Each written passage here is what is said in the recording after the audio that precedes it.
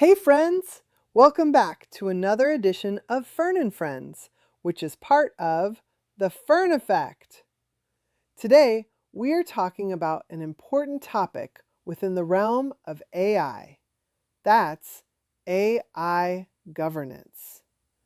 And our lovely May is back to help us get to know this powerhouse CEO, another phenomenal woman leader in tech to the show. Hello, Fern. It's good to be back with you and the team for this episode of Fern and Friends.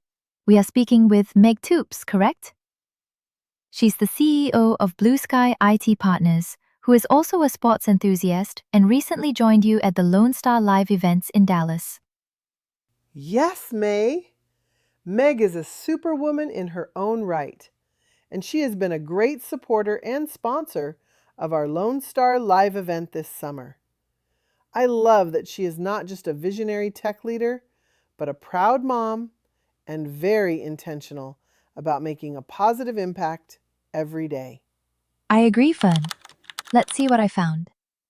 Searching on Meg Toups. Okay, wow. So impressive. Today's guest, Meg Toups, is the definition of what happens when vision meets execution. Starting with just $15,000 and a big idea, she built BlueSky IT Partners from the ground up into a $30+ million global technology company, helping organizations save millions of dollars, protect jobs, and transform how they use technology. She's been recognized as one of the 50 most powerful women in technology, landed on the Inc. 5,000 fastest growing companies, and most recently, graced the cover of CIO Review. Please, friends, welcome Meg Toups to the podcast. Entrepreneur, technology leader, board member, mentor, and our friend. So we have Meg Toups here from BlueSky IT Partners, which is a 15-year-old organization. And is it based out of San Antonio or is it based out Houston. of Houston? Houston, yes, So, ma'am. Meg, welcome to the show, first and foremost. Thank you for being a sponsor to Lone Star Live. So, Meg has been back and forth to Dallas. I don't know if you come weekly, but she's been here twice, at least in the last couple of weeks, to support our Lone Star Live events that we've had that have, I think, were phenomenal and great turnout. So, thank you so much for supporting us and being a sponsor to bring the conversation about sports and technology to life with FIFA. That's here. So let's talk about AI and how your organization is using AI every day, every way. What are you doing in this space that is unlike anyone else, or just like everyone else, that's important to have a conversation around AI's use in today's workspace and also just in everyday life?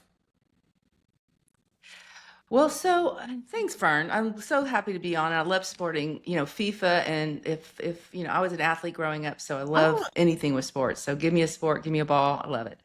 So we are a provider of services for other companies, and we work with all the different AI vendors.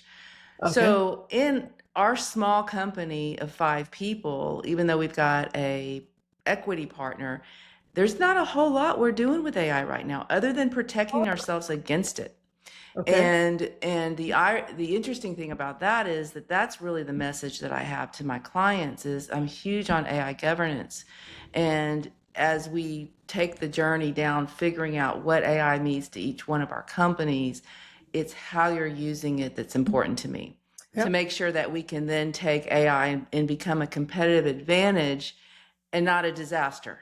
And right now there are lots of situations where not by design, but by not knowing their lawsuits. And so it's my job to help people through that journey.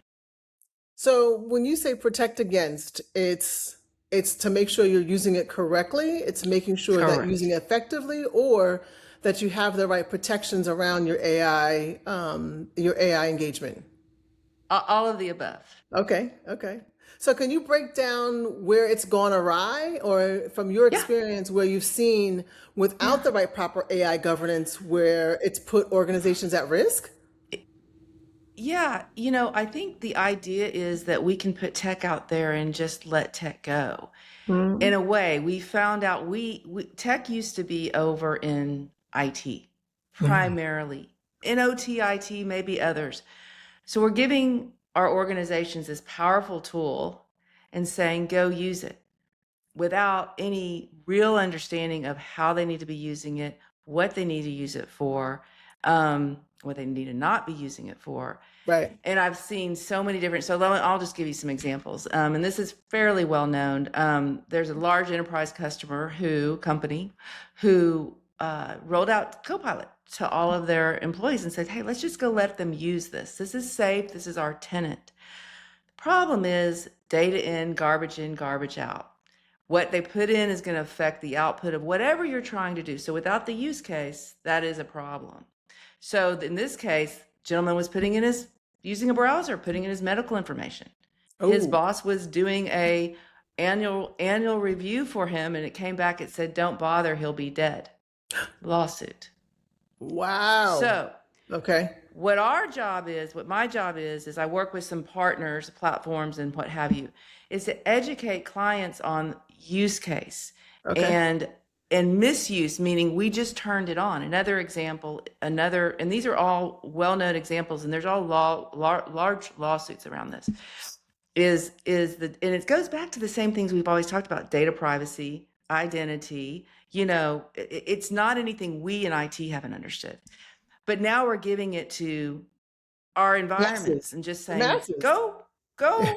And so you see the failure rate is because of that. So if we could help put the right tools in place, if we could say what we need in the environments is, and I'll give you one more example and I'll talk about that. But the other one is somebody just turned on AI in HR, thought it was fine.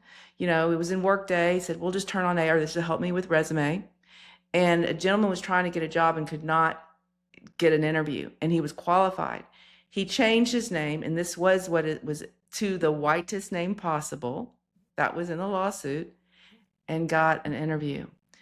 Discrimination lawsuit. And it's interesting because the company went back and said, what happened here? He was qualified. What happened with our data set? Well, the data set said you only hire white guys from Yale. And so what I think people don't understand is, we talk about, do you know your data and all this? I think that the safest way to start is it all starts with a use case. What are we wanting to use it for? Who has access to that, and how do we do that? And so that's internal. External, what we're seeing, third party. So we work with a partner. I think I've talked about Truyo, but we work with partners like Truyo who basically the difference is there's a lot of companies that can give tools, like different tools, but what you need is a pane of glass to see across all of your applications. So what we need to know, and the enterprise needs to know, is what customers are, what clients, and who are tech, what are our vendors, who is using AI, and how do we protect ourselves? So an example there is Peloton was using collecting data during the pandemic, and it was healthcare information, and they had it with a backup company, backup data. The backup data was using that data for AI, and it got out to the world, PPI information. So that's a problem. So the CEO said, we would never have done that had we known they were going to use it. So we also go back and educate the client on, let's look at all your contracts, and the legal teams know this, but IT may not know this, right? Go back and look at all this. So there's a lot to this, Fern. I could talk way more time than I have for this. No, that's the third-party risks. This likens me to cybersecurity when you talk about third-party risk, right? And I think there's a lot of similarities in that. So I think it's important that it's not just about how you're leveraging it, but your partners and how they're leveraging it, and making sure you have the right contractual pieces in place to protect your organization. Absolutely. So totally familiar with that. All right. So now that and that's opened up, and let me just say, and that's opened up to a couple other things around that. So we've said that there's cyber. They send out here's the cyber contract that you sign every year. But in AI, there's stuff that's changing all the time, and so it's the same concept. It's the same concept.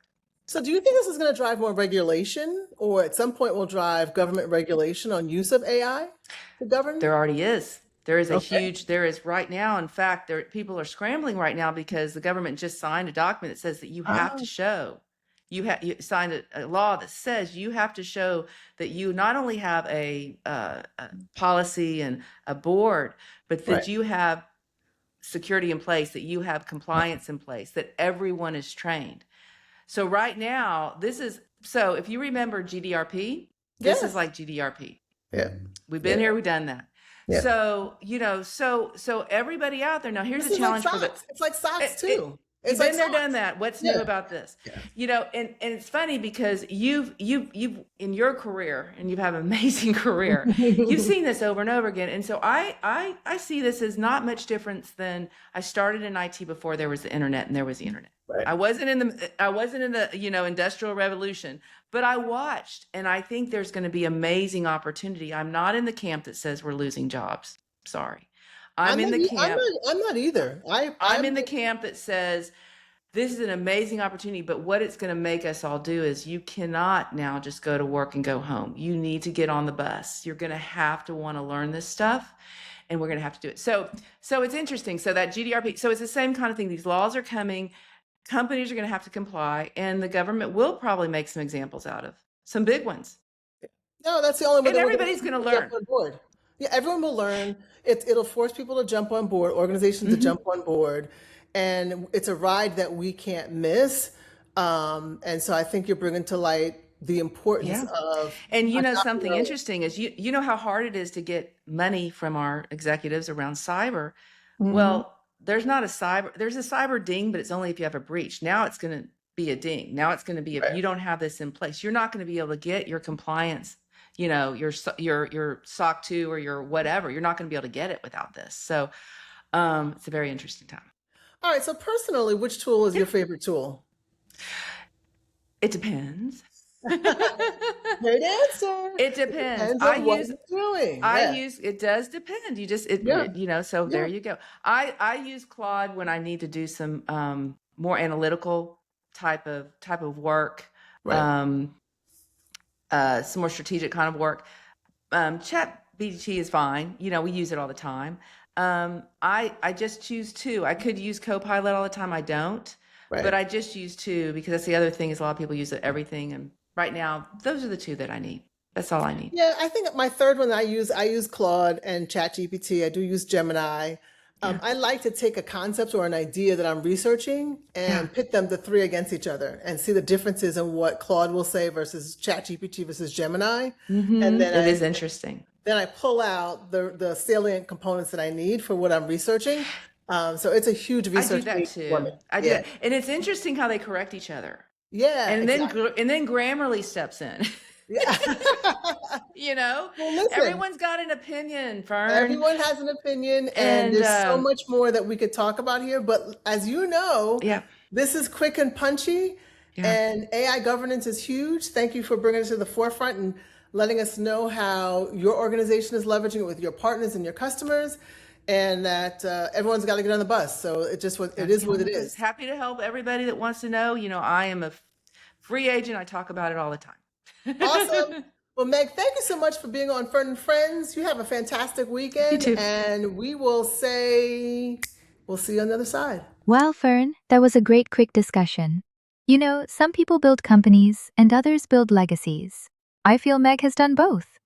Here's what resonated with me from today's conversation. AI is a powerful advantage, but only when it's used with the right guardrails, governance, and purpose. Success with AI isn't just about the technology. It's about protecting your data, your people, and your business.